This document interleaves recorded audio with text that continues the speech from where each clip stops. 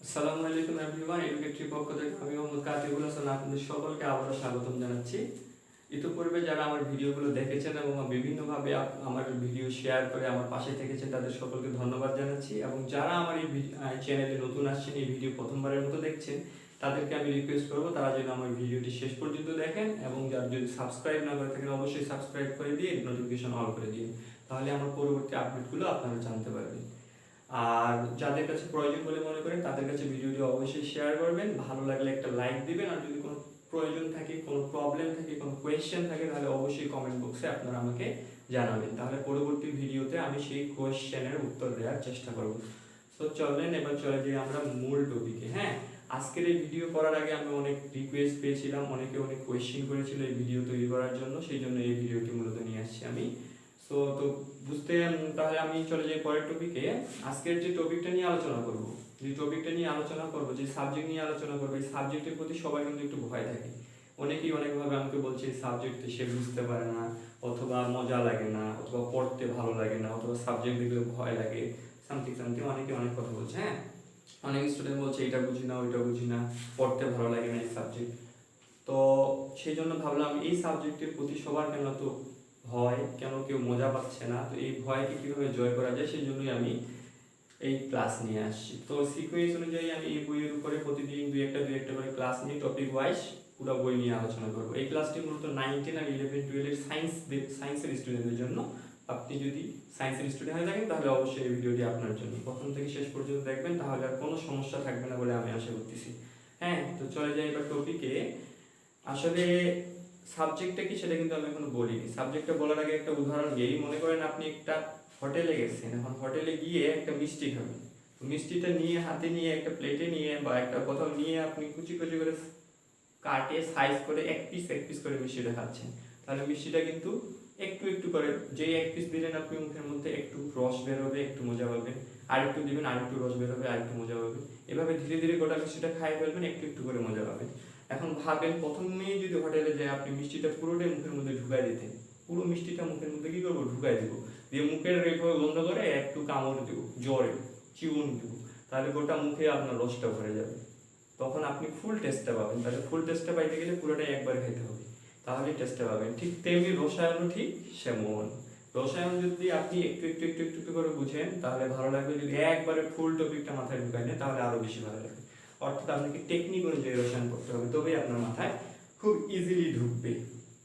আসলে এই সাবজেক্টটা নেশার মতো একটা সাবজেক্ট। কেন নেশা বলতেছি সেটা বলতে পারেন, যেমন আপনি যদি কোনো একটা নেশা জাতীয় দ্রব্য খান, যেমন আপনি যদি বিড়ি খান, সিগারেট খান, তো একটা সিগারেট একদিন যদি আজকে একটা যদি খান তাহলে কালকে আপনার নেশা হয় দুইটা খাবেন, তারপরে তিনটা, তারপরে চারটা, ধীরে ধীরে ধীরে ধীরে বাড়তে বাড়তে আপনি একদম নেশায় পড়ে যাবে, বিড়ি খাইতে খাইতে আপনার জানি শেষ। রসায়ন ঠিক তেমন, আজকে একটু পড়বেন, একটু মজা পাবেন, আর কালকে আরেক ডোজ বাড়াই দিবেন, আরেকটু মজা পাবেন, পরশু আরেক ডোজ বাড়াই দিবেন, আরেকটু মজা পাবেন, এবং যতভাবে এইভাবে পড়তেই থাকবেন আপনার তত বেশি মজা লাগবে, এবং তত বেশি আপনার নেশায় আসক্ত হয়ে যাবে, এবং এক পর্যায়ে বিড়ি আপনাকে ধ্বংস করবে ঠিক, কিন্তু রসায়ন আপনাকে ধ্বংস করবে না, আপনাকে অনেক উন্নতির পথে নিয়ে যাবে, অনেক সফলতা অর্জন করবেন আপনি। তো রসায়ন অবশ্যই পড়তে হবে। তাহলে বুঝতে পারছেন আজকে টপিক কি, রসায়ন নিয়ে আলোচনা করব। তো আজকে 9, 10, 11, 12 রসায়ন নিয়ে আলোচনা করব, আমি কেমিস্ট্রি নিয়ে আলোচনা করব।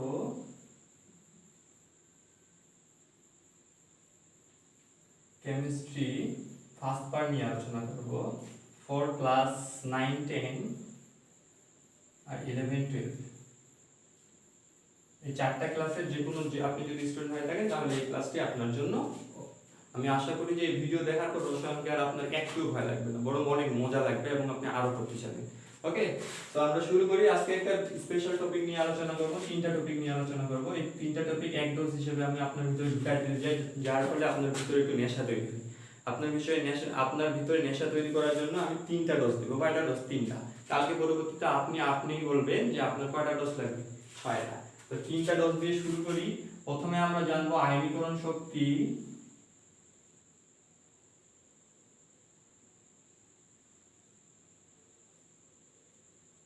তারপর আমরা জানবো ইলেকট্রন আসক্তি,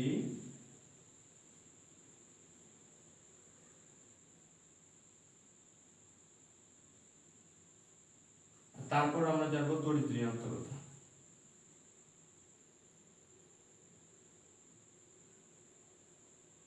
ঋণাত্মক ক, এই তিনটা টপিক আমরা সিরিয়াল অনুযায়ী জানবো। ওকে, সো এই তিনটা টপিক বোঝানোর আগে আমি একটু তোমাদেরকে পর্যায় সারণী সম্পর্কে আলোচনা করি। পর্যায় সারণী সম্পর্কে তোমরা হয়তো ইতিমধ্যে অনেক কিছুই জানো যে পর্যায় সারণী কি জন্য তৈরি করা হয়েছে। আমি তাও এক লাইনে বলে দিই, পর্যায় সারণীটা তৈরি করা হয়েছে 118 মৌলটিকে একটি পর্যায় সারণী আওতাভুক্ত করা হয়েছে। কেন? কারণ সহজে যেন আমরা এই 118টা মৌলের বৈশিষ্ট্য সম্পর্কে জানতে পারি।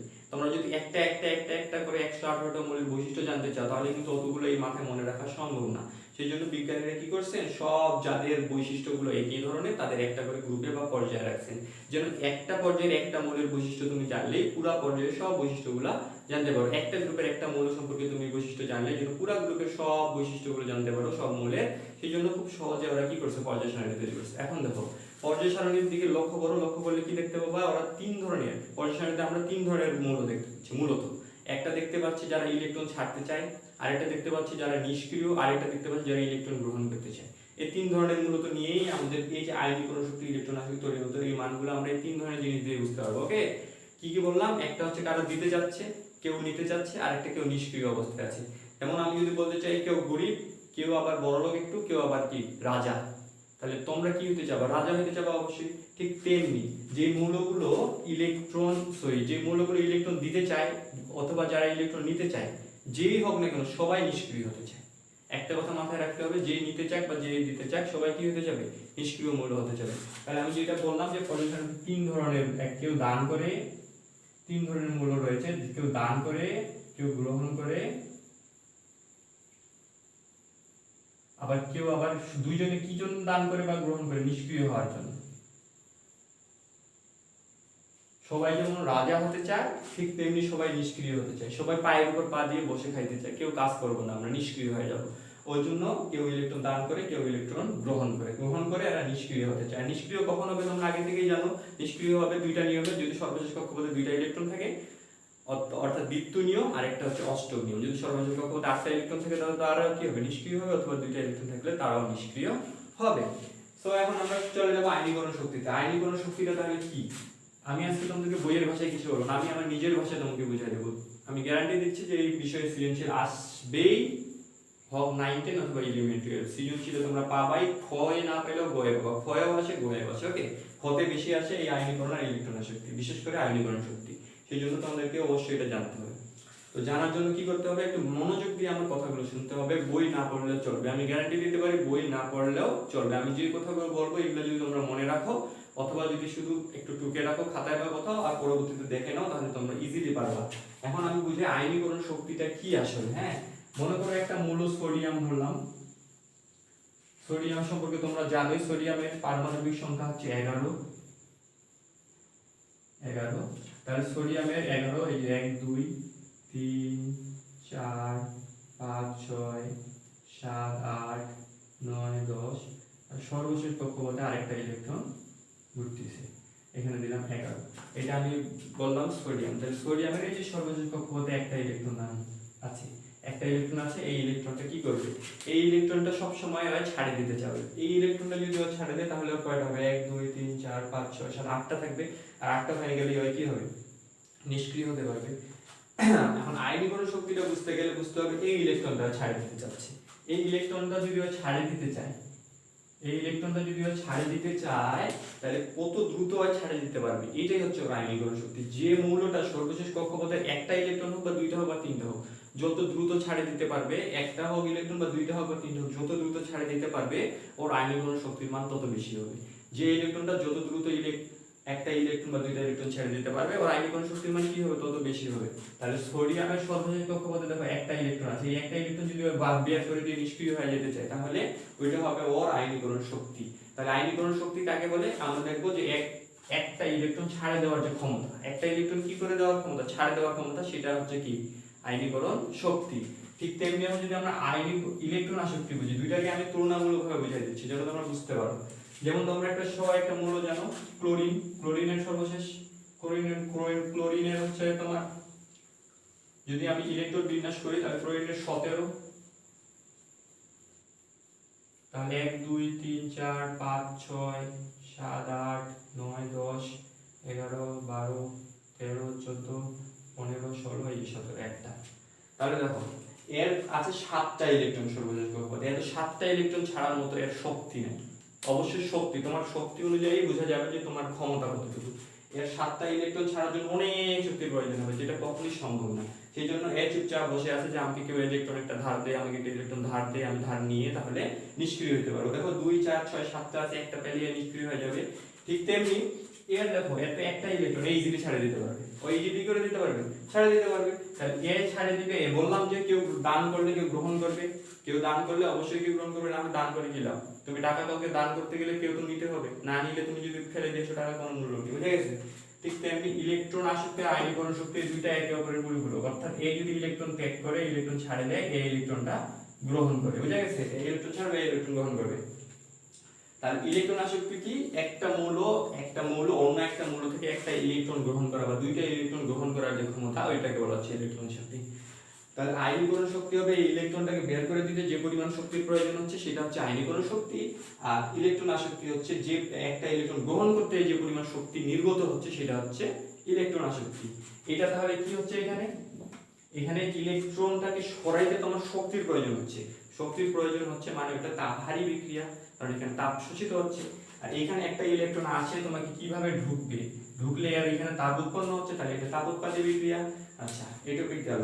তাহলে বোঝা গেল আয়নীকরণ শক্তি কি আর ইলেকট্রন আসক্তি কি দুইটা একে অপরের পরিপূরক। আয়নীকরণ শক্তি যদি ইলেকট্রন ছাড়ার ক্ষমতা হয়, এটা হচ্ছে ইলেকট্রন গ্রহণ করার ক্ষমতা। তাহলে একটা মৌল থেকে, একটা পর্যায় সারণীর একটা মৌল থেকে সর্বশেষ কক্ষপথের একটা ইলেকট্রন ছেড়ে দেওয়ার ক্ষমতাকে এটাই বলা হবে আয়নীকরণ শক্তি। আর একটা ইলেকট্রন গ্রহণ করার ক্ষমতাটাকে বলা হবে ইলেকট্রন আসক্তি। বুঝা গেছে? আশা করি এখন আমরা বুঝতে হবে যে আয়নীকরণ শক্তির মান কার বেশি, আর ইলেকট্রন আসক্তির মান কখন বেশি, কার বেশি। এখন এই জন্য তোমাকে তিনটা জিনিস জানলেই চলে মোটামুটি। একটা হচ্ছে পর্যায়ভিত্তিক সম্পর্ক,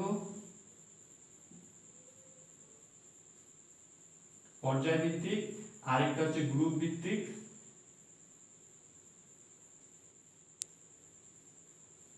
আরেকটা হচ্ছে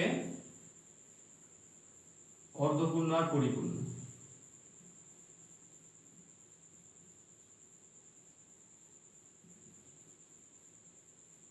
এই তিন টাইপের টপিক সম্পর্কে তোমাকে এখন জানতে হবে। এই আয়নীকরণ কখন পর্যায়ভিত্তিক, মানে একটা বাম থেকে ডান দিকে পর্যায় সারণী বাম থেকে ডান দিকে গেলে ইলেকট্রনগুলোর আয়নীকরণ শক্তি, ইলেকট্রন বলছি, মৌলগুলোর আয়নীকরণ শক্তি বৃদ্ধি পায় না হ্রাস পায়, এটা হচ্ছে পর্যায়ভিত্তিক সম্পর্ক। একটা গ্রুপ উপর থেকে নিচে যাচ্ছ, গ্রুপ ভিত্তিক। একটা পর্যায় সারণীর উপর থেকে নিচের দিকে যাচ্ছ, তাই আয়নীকরণ শক্তি বৃদ্ধি পাচ্ছে না হ্রাস পাচ্ছে, এটা হচ্ছে গ্রুপ ভিত্তিক সম্পর্ক। আবার এই দুটার ব্যতিক্রম একটা হচ্ছে অর্ধপূর্ণ আর পরিপূর্ণ। এই সম্পর্কে এখন আমরা আলোচনা করব। ওকে, সো এখন আমরা সিরিয়াস পজিশনে চলে গেছি। সিরিয়াস পজিশন বলতে এখন আমরা দেখব পর্যায়ভিত্তিক সম্পর্কটা কি। পর্যায়ভিত্তিক সম্পর্কটা জানার আগে তোমাদেরকে জানতে হবে যে একটা মৌল একটা পর্যায় সারণী বাম থেকে ডান দিকে ধীরে ধীরে যদি তুমি অগ্রসর হও, তাহলে ওই মৌলগুলোর আকার বৃদ্ধি পায় না হ্রাস পায়। বাম দিক থেকে ডানে যাও, বাম থেকে যত ডানে যাবো আকার বৃদ্ধি পাবে না হ্রাস পাবে? বলো দেখি, এটা একটা কোশ্চেন। বাম দিক থেকে যত ডানে যাবো পর্যায় সারণীর আকার বৃদ্ধি পাবে না হ্রাস পাবে? অর্থাৎ আবার পর্যায় বরাবর, অর্থাৎ পর্যায় বরাবর বাম দিক থেকে এভাবে ডানে যাচ্ছ, তাহলে আকার বৃদ্ধি পাচ্ছে না হ্রাস পাচ্ছে? আকার হ্রাস পাবে। আবার উপর থেকে যত নিচে আসবে আকার কি পাবে? বৃদ্ধি পাবে। কেন পাবে সেটাই এখন আলোচনার বিষয়। বাম দিক থেকে যত ডানে যাবা, এটাতে মনে করো 2টা ইলেকট্রন আছে, তাহলে পরবর্তী এটাতে মনে করো 3টা ইলেকট্রন আছে। কয়টা ইলেকট্রন আছে? 3টা। এখন 3টা, এখানে ইলেকট্রন যদি 3টা হয়, পরবর্তীতে মৌলটাতে যদি তুমি যাও, তাহলে এখানে কয়টা ইলেকট্রন হবে? তাহলে এই যে দেখো 1 2, এখানে 3টা ছিল, তাহলে এই যে 3, এই যে 4। দেখো এখানে আছে একটা ইলেকট্রন, কিন্তু এখানে যে আছে 2টা ইলেকট্রন, কিন্তু এর আকার আর এর আকার কার আকার ছোট হবে? বলো দেখি, কার আকার ছোট হবে? অবশ্যই এর আকার ছোট হবে এর তুলনায়। কারণ কি? এখানে সর্বশেষ কক্ষপথে একটা ইলেকট্রন আছে, এই একটা ইলেকট্রনের প্রতি এই যে নিউক্লিয়াসের মধ্যে ধনাত্মক চার্জ আছে, ধনাত্মক চার্জের সাথে এই ঋণাত্মক চার্জের আকর্ষণটা যতটুকু হবে, তার মধ্যে এখানে দেখো 2টা আছে, 2টার সাথে এর ভিতরের প্রোটনের 2টার আকর্ষণ তার থেকে বেশি হবে, যার ফলে এই মৌলটার তুলনায় এর আকারটা কি হবে? ছোট হবে। যদিও চিত্র একটু বড় হয়ে গেছে, চিত্র থাকে না, ওকে আমি বোঝানোর জন্য বলতেছি। তাহলে 3 থেকে যখন 4-এ যাবা, তখন দেখো একটা বাম থেকে যতই ডানে যাচ্ছ, নতুন নতুন কি যোগ হচ্ছে? অরবিটাল তৈরি হচ্ছে। নতুন অরবিটাল তৈরি হচ্ছে না, শুধু ইলেকট্রন বৃদ্ধি পাচ্ছে। এখানে একটা ইলেকট্রন, এখানে দেখো 2টা ইলেকট্রন। এরপরে যখন আরো এক ধাপ চলে যাবা, তখন দেখবা আরো একটা ইলেকট্রন যোগ হইছে।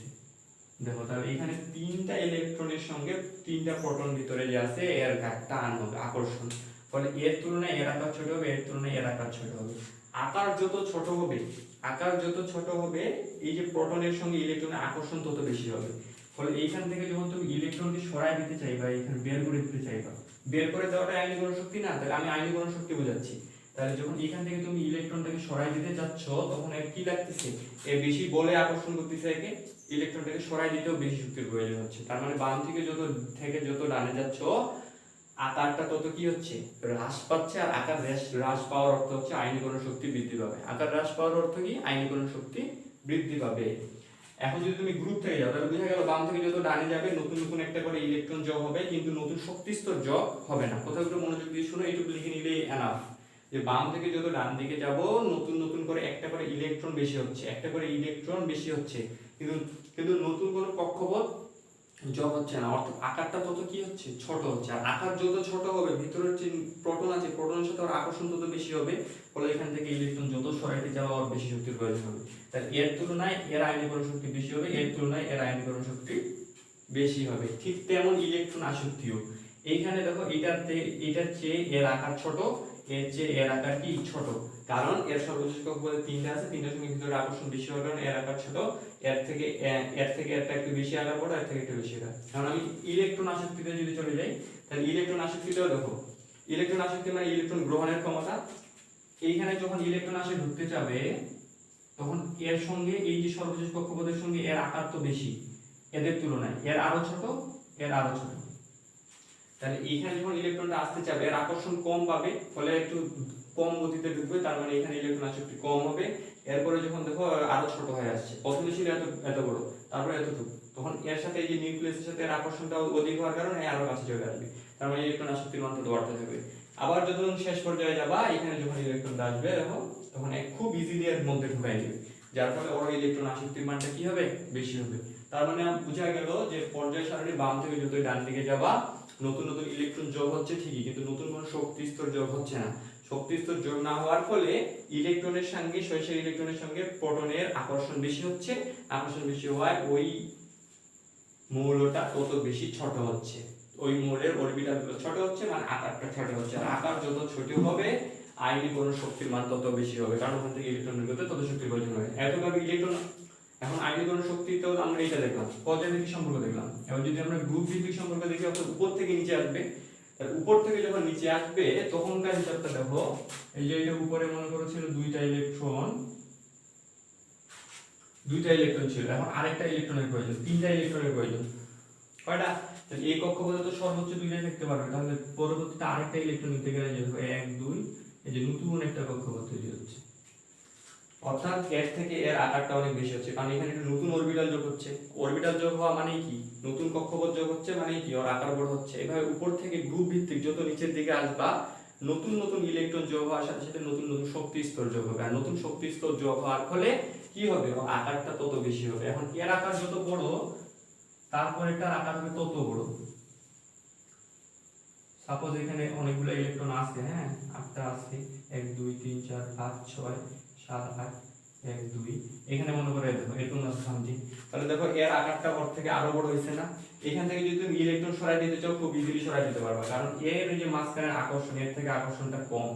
এখানে আকর্ষণটা কি হবে, কম হবে না, কারণ দূরত্ব অনেক বেশি, দূরত্ব যত বেশি হবে আকর্ষণ তত কম হবে না। তুমি যত দূরত্বে থাকবা, তত তোমার থেকে আরেকজনের আকর্ষণ, তোমার বেস্ট ফ্রেন্ডের সঙ্গে থেকে তুমি যদি অনেক দূরে থাকো, অন্য দেশে চলে যাও, তাহলে আকর্ষণ কমে যাবে, ধীরে ধীরে একসময় বন্ধন গঠন হবেই না। ঠিক তেমনি এখানে এর সাথে এর আকর্ষণ অনেক দূর হয়ে গেছে, ফলে এখান থেকে ইলেকট্রন সরাইতে খুব ইজিলি, কোনো ব্যাপার না, এমনিতেই ইলেকট্রন হারিয়ে যাবে। ফলে আয়নীকরণ শক্তির মান কি হয়ে যাবে, কম হয়ে যাবে, আয়নীকরণ শক্তির মান কম হয়ে যাবে।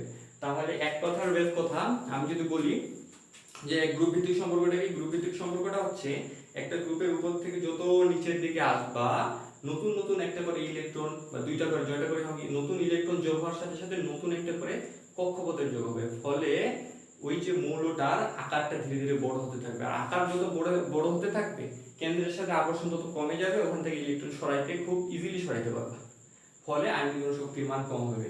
তাহলে আমি যদি বলি আয়নীকরণ শক্তির মান উপর থেকে নিচে কেমন হবে, আয়নীকরণ শক্তির মান উপর থেকে নিচে গ্রুপ ভিত্তিক সম্পর্কটা কেমন হবে, উপর থেকে যত নিচের দিকে আসবে আয়নীকরণ শক্তির মান তত কম হবে, আর বাম থেকে যত ডান দিকে যাবো আয়নীকরণ শক্তির মান তত কি হবে, বেশি হবে। আশা করি বোঝা গেছে। এরপর চলে আসি আমরা অর্ধপূর্ণ আর পরিপূর্ণ। তাহলে আমরা কি কি দেখলাম? পর্যায়ভিত্তিক সম্পর্ক দেখলাম আর গ্রুপ ভিত্তিক সম্পর্ক দেখলাম। হ্যাঁ, এই দুইটা দেখা হলো, পর্যায়ভিত্তিক সম্পর্ক, গ্রুপ ভিত্তিক সম্পর্ক। তাহলে যদি আমরা একটা পর্যায় বরাবর যে যেমন lithium, beryllium, boron, carbon, nitrogen, oxygen এই সিকোয়েন্স অনুযায়ী যাই, তাহলে লিথিয়াম থেকে বেরিলিয়ামের আকার ছোট, আর আকার যত ছোট হবে, আকার যত ছোট হবে শক্তি তত বেশি হবে। আয়নীকরণ শক্তি তত কি হবে? শক্তি তত বেশি, শক্তি বেশি। অর্থাৎ এটা ব্যস্তানুপাতিক সম্পর্ক। আকার যত ছোট হচ্ছে ওখান থেকে ইলেকট্রন সরাইতে তত বেশি শক্তির প্রয়োজন হচ্ছে, অর্থাৎ ওর আয়নীকরণ শক্তির মান তত কি হচ্ছে? বেশি হচ্ছে। তাহলে এর থেকে এর আকার ছোট, এর থেকে এর আকার ছোট, এর থেকে এর আকার ছোট, এর থেকে এর আকার ছোট, কারণ এটা একটা পর্যায় বরাবর যাচ্ছে। তাহলে আয়নীকরণ শক্তির মান তত বেশি হবে। তাহলে লিথিয়াম থেকে আয়নীকরণ শক্তির মান কত? বেরিলিয়ামের বেশি হবে, বেরিলিয়াম থেকে বরনের বেশি হবে, বরন থেকে কার্বনের বেশি হবে, কার্বন থেকে নাইট্রোজেনের বেশি, নাইট্রোজেন থেকে অক্সিজেনের বেশি। এরকম হওয়ার কথা পর্যায়ভিত্তিক সম্পর্ক অনুযায়ী। পর্যায়ভিত্তিক সম্পর্ক অনুযায়ী বাম থেকে যত ডানে যাবো আকার ছোট হবে, আয়নীকরণ শক্তি বেশি হবে। তাহলে আমরা দেখতে পারবো এইটা থেকে এটা বেশি, এটা থেকে এটা বেশি, এটা থেকে এটা বেশি, এটা থেকে এটা বেশি, এটা থেকে। গ্রুপ ভিত্তিক হলে কি হবে? উল্টা গেছে। গ্রুপ ভিত্তিক উল্টা গেছে হবে। লিথিয়াম যদি লিখি, lithium, sodium, potassium, rubidium, caesium, এভাবে যদি মূলগুলো দেই, এটা গ্রুপ উপর থেকে নিচে নামতে চাই। উপর থেকে নিচে নামার অর্থ হচ্ছে কি? উপর থেকে নিচে নামার অর্থ হচ্ছে নতুন ইলেকট্রন যোগ হওয়ার সাথে সাথে নতুন কক্ষপথ যোগ হচ্ছে, ফলে এর আকার বড় হচ্ছে, আয়নীকরণ শক্তির মান হ্রাস পাচ্ছে। তার মানে এর থেকে এর কি হবে? আয়নীকরণ শক্তি কম হবে, কম, এর থেকে এর কম, এর থেকে এর কম, এর থেকে এর কম হবে, সিরিয়াল। তার মানে সব থেকে বেশি লিথিয়াম, তারপর সোডিয়াম, তারপর পটাশিয়াম, রুবিডিয়াম, সিলিয়াম, এভাবে যাবে। তাহলে এই তুলনায় সোডিয়াম আর নাইট্রোজেন কি হচ্ছে? নাইট্রোজেন অপেক্ষা নাইট্রোজেন অপেক্ষা অক্সিজেন ইলেকট্রন আসক্তি হোক বা আয়নীকরণ শক্তির মান বেশি হচ্ছে, কারণ এটা পর্যায়ের বাম থেকে ডানে আগে আছে নাইট্রোজেন, তাহলে সেই হিসেবে নাইট্রোজেনের কম, অক্সিজেনের বেশি হওয়ার কথা।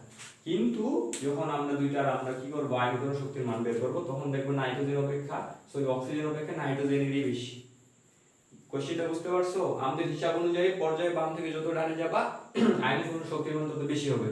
সেই হিসেবে নাইট্রোজেন অপেক্ষা অক্সিজেনের বেশি হওয়ার কথা, কিন্তু বেশি হবে না। হিসাব করে দেখা গেছে কেন বেশি হবে না? কারণ অর্ধপূর্ণ আর পরিপূর্ণ, এই যে ব্যতিক্রমটা আমি তোমাদেরকে আগে বলছি। অর্ধপূর্ণ আর পরিপূর্ণ অরবিটাল কি?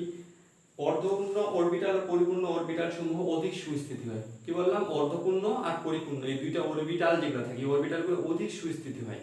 এরা বেশি স্থিতিশীল হওয়ার কারণে ওখান থেকে ইলেকট্রন বের করতে বেশি শক্তির প্রয়োজন হয়। যেমন নাইট্রোজেনে যদি আমরা কি করি? ইলেকট্রন বিন্যাস করি, তাহলে দেখো 1s2 2s2 2p3, তাহলে 2 2 4 3, তাহলে এই দেখো p তে সর্বোচ্চ কয়টা ইলেকট্রন হচ্ছে? এবারে 6টা, এখানে 3টা আছে, তার মানে অর্ধপূর্ণ মানে চলছে। কি মানে চলছে? অর্ধপূর্ণ। আর অর্ধপূর্ণ মানে চলে এরা অধিক সুস্থিতি হয়। এরা কি হয়? অধিক সুস্থিতি হয়। আবার তুমি যদি অক্সিজেনের ইলেকট্রন বিন্যাস করো, তাহলে দেখো 1s2 2s2 2p4, দেখো এটা অপূর্ণ অরবিটাল। দেখো এর 6টা থাকতে পারে, 6টা স্থিতিশীল হইতো, অথবা 3টা স্থিতিশীল হইতো, কিন্তু এখানে 4টা আছে, যেটা অপূর্ণ অরবিটাল সমূহ অধিক সুস্থিতিশীল হয় না, এখান থেকে ইলেকট্রন সরাইতে বেশি শক্তির প্রয়োজন হয় না। তাই আমরা বলতে পারবো নাইট্রোজেন অপেক্ষা অক্সিজেন অপেক্ষা নাইট্রোজেনের ইলেকট্রন আসক্তি বেশি। কেউ যদি কোশ্চেন করে যে পর্যায়ভিত্তিক সম্পর্কে তো বলা হয়েছে যে নাইট্রোজেন বাম দিক থেকে যত ডানে যাবে তার ইলেকট্রন আসক্তি বা আয়নীকরণ শক্তি তত বেশি হবে, তাহলে কেন নাইট্রোজেন অপেক্ষা অক্সিজেন আয়নীকরণ শক্তি, অক্সিজেন অপেক্ষা নাইট্রোজেন আয়নীকরণ শক্তি বেশি, অথবা নাইট্রোজেন থেকে অক্সিজেন আয়নীকরণ শক্তি কেন কম? তখন তোমরা এই লজিকটা দিবা যে আমরা একই সঙ্গে জানি যে অর্ধপূর্ণ আর পরিপূর্ণ অরবিটাল সমূহ অধিক সুস্থিতিশীল হয়, তাহলে ওখান থেকে ইলেকট্রন সরাইতে বেশি শক্তির প্রয়োজন হয়। ঠিক তেমনি নাইট্রোজেনে আমরা ইলেকট্রন বিন্যাস করে দেখতে পারি যে পি অরবিটালে 3টা অরবিটাল আছে, 3টা ইলেকট্রন আছে পি অরবিটালে। অন্যদিকে অক্সিজেনের পি অরবিটালে 4টা আছে, 4টা হচ্ছে অপূর্ণ, কিন্তু 3টা হচ্ছে কি? অর্ধপূর্ণ। আর অর্ধপূর্ণ সুস্থিতিশীল বলে এখান থেকে একটা ইলেকট্রন সরাইতে অধিক শক্তির প্রয়োজন হবে। এই কারণে অক্সিজেন অপেক্ষা নাইট্রোজেন আয়নীকরণ শক্তির মান বেশি। এই কোশ্চেনটা সবসময় খতে আসে। এখন বেরিলিয়াম আর বোরনেরটা তোমরা নিজেরাই বের করে নিবা যে বেরিলিয়ামের অপেক্ষা বোরনের বেশি না কম, বেরিলিয়াম অপেক্ষা বোরনের বেশি না কম আয়নীকরণ শক্তির মান, এটা তোমরা নিজে লিখবা। ওকে, এটাই হলো অর্ধপূর্ণ আর পরিপূর্ণ। ব্যাস, তাহলে তোমাদেরকে আমি ইলেকট্রন আসক্তি আয়নীকরণ শক্তি এই দুইটা জিনিস বুঝাই দিলাম। গ্রুপ ভিত্তিক পর্যায়ভিত্তিক সম্পর্ক বুঝাইলাম, গ্রুপ ভিত্তিক সম্পর্ক বুঝাইলাম, অর্ধপূর্ণ। পর্যায়ভিত্তিক বলে দিচ্ছি বাম থেকে ডানে গেলে আকার হ্রাস পায়, আয়নীকরণ শক্তি বৃদ্ধি পায়। গ্রুপ ভিত্তিক উপর থেকে নিচে গেলে আকার বৃদ্ধি পায়, আয়নীকরণ শক্তি কম হয়। 6 ইলেকট্রন আসক্তি, সেম যুক্তি, সেম লজিক সব একই। এখন আসো আমরা তড়িৎ ঋণাত্মকতা কি। তড়িৎ ঋণাত্মকতা বলতে সমযোজী যৌগের মধ্যে যে বন্ধন ইলেকট্রন হয়, ইলেকট্রন শেয়ার হয়, ইলেকট্রনটা কোনো একটা মৌলবর্তিক নিজের দিকে যে অধিক আকর্ষণ করার ক্ষমতা সেটাকে বলা হচ্ছে তড়িৎ ঋণাত্মকতা। যেমন আমি সিম্পলি বুঝাই দিই যে HCl যদি দেখি, HCl এরা সমযোজী বন্ধনে আবদ্ধ হয়েছে না, তাহলে এরা কি করে একটা ইলেকট্রন শেয়ার করে, এই দেখো দুইটা ইলেকট্রন, একটা ইলেকট্রনটা দিয়ে এইভাবে শেয়ার করে, কিন্তু পরবর্তীতে দেখা যায় তড়িৎ ঋণাত্মকতার মান বেশি ক্লোরিনে। যেমন তোমার কাছে আছে মনে করো, আমার মনে করো 1000 টাকা দিয়ে ব্যবসা শুরু করব, তোমার কাছে আছে 900 টাকা, আমার কাছে আছে 100 টাকা, 900 100, আর আমি বলতেছি তোর 900 টাকাটা আমাকে দে আর আমি 100 দিচ্ছি, দুইটাই মিলে আমরা দুজনে বিজনেস করব, যেটা লাভ হবে দুজনেই নিব। তাহলে বিজনেস শুরু হবে ঠিকই, কিন্তু একটা পর্যায়ে যায় দেখা যাবে যার 900 টাকা, তোমার যে 900 টাকা তুমি বেশি পার দেখো, তুমি বলবো না আমার 900 টাকা আমি কেন একই লাভ নিবো, আমি বেশি নিব পার্সেন্টেজ। তাহলে সেই হিসেবে দেখো ক্লোরিনের পার্ট বেশি, ওই জন্য ক্লোরিন কি করবে, এই যে যখন হাইড্রোজেন ব্যাস বিজনেস শুরু হবে তখন ওই নিজের দিকে ওর ইলেকট্রন দুইটা টানে নেবে, ওর নিজের দিকে টান নিল, তাহলে এই নিজের দিকে টেনে নেওয়ার যে ক্ষমতাটা এটাকে বলা হচ্ছে তড়িৎ ঋণাত্মকতা। তো আজকের ক্লাসে আমি এই পর্যন্তই রাখলাম, আয়নীকরণ শক্তি, ইলেকট্রন শক্তি, তড়িৎ ঋণাত্মকতার মধ্যে ডিটেইলস মোটামুটি আলোচনা করছি। আরো অনেক কিছু টপিকের মধ্যে লুকায়িত আছে, তোমরা খুঁজে খুঁজে বের করো, আর যে কোনো ধরনের কোশ্চেন থাকলে অবশ্যই আমাকে কমেন্ট বক্সে জানাবে, ঠিক আছে? সো আজকের ক্লাস এই পর্যন্তই। এতক্ষণ থেকে আমার ভিডিও দেখার জন্য তোমাদের সকলকে অসংখ্য ধন্যবাদ জানাচ্ছি। তোমাদের যদি এই ক্লাসটি ভালো লাগে থাকে তাহলে অবশ্যই তোমরা কমেন্ট বক্সে জানাবা, আর কি ক্লাসের ভিডিও চাও, কোন টপিকটা তোমাদের সমস্যা, কেমিস্ট্রি হোক, ফিজিক্স হোক, ম্যাথ হোক, বায়োলজি হোক, বা যে কোনো ইংলিশ হোক, বাংলা হোক, যে কোনো সাবজেক্ট, আইসিটি হোক, যে কোনো প্রবলেম তোমরা অবশ্যই আমাকে কমেন্ট বক্সে জানাবো, অথবা ফেসবুকে মেসেজের মাধ্যমে জানাবো, অথবা যে কোনোভাবে তোমরা আমাকে জানাতে পারো। ওকে, তাহলে পরবর্তীতে আমি এই বিষয়ে ভিডিও নিয়ে তোমাদের সামনে আবার হাজির হবো। তো আজকে এই পর্যন্তই, সবাই ভালো থাকো, সুস্থ থাকো, আর ভিডিওটি ভালো লাগলে অবশ্যই লাইক কমেন্ট দিবা, সাথে সাবস্ক্রাইব করে দিবা চ্যানেলটা, ভিডিওটি যেখানে প্রয়োজন সেখানে শেয়ার করো, তোমাদের বন্ধু বান্ধবী সকলকে তোমরা এই ভিডিও দেখার জন্য ইনভাইট করো। সবাই ভালো থাকো, সুস্থ থাকো, আসসালামু আলাইকুম।